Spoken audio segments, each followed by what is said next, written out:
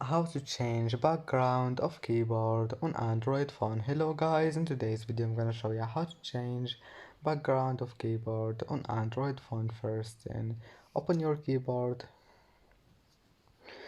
and then just click these 3 points here and then click settings,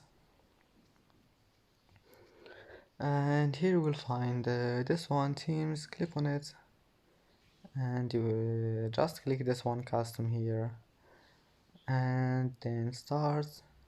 Now just press this one, add image, and select any image you want, like this one, and then click done and click save, and that's it.